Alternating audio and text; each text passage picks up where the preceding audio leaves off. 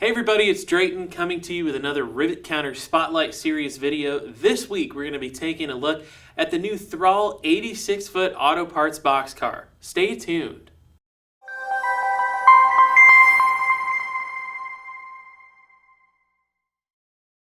Introduced in 1964 by Thrall Manufacturing, this 86-foot auto parts boxcar was the right freight car at the right time. A few years earlier, Plate F standards were passed, allowing railroads to extend the height of their freight cars to 17 feet if they so chose. And the automakers really wanted to take advantage of these new standards because they wanted to ship as many auto parts as possible in a single freight car. So Thrall stepped up to the plate. These 86-footers would allow the automakers to essentially ship 10,000 cubic feet of product across the country, wherever they needed them to go, because these cars were pool service cars. You might have seen a Wabash car running as far west as California, or a Santa Fe car running as far east as Virginia. Wherever you were bound to see these cars in action. Beginning in 1964, like we said, there was an early version of the car that was offered with tall side ladders, high-mounted brake wheels, and roof walks. These roof walks and the tall ladders and brake wheels were all removed in the mid to late 60s. And the reason they did this was because roof walks were essentially banned at that time and had to be removed by all rail cars beginning in the early 70s. So the railroads changed these cars as they would come in for maintenance. They removed those features and relocated those. Our Rivet Counter model is the early version of this car. And we've gotten a whole lot of questions. Why would you guys go with the roof walks and the tall ladders when they were only around for a few years? Well, the answer is simple. If you've been in the hobby for a long time, you'll know that this has never been a feature that's been offered before by any manufacturer. We wanted these cars to really stand out. And the roof walks, quite frankly, they just look super cool. Plus, combined with those classic paint schemes, you can't go wrong with the roof walks. Plus, they look really good behind our Rivet Counter HO scale GP30s. At the time, there was another manufacturer called Greenville, and they also offered an 86-foot boxcar.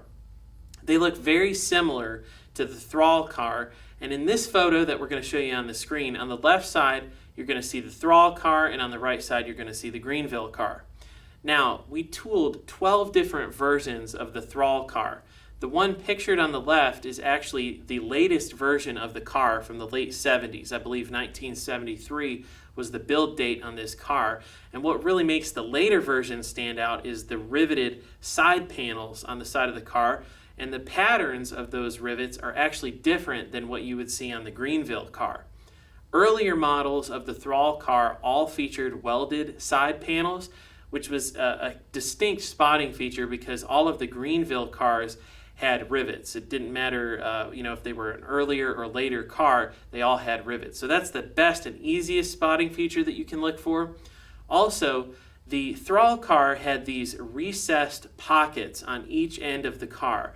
And the purpose of this was to essentially house the ladder, because if they didn't put the ladders in these pockets, they would essentially extend too far off the side of the car, scraping the side of a tunnel wall or maybe hitting a bridge.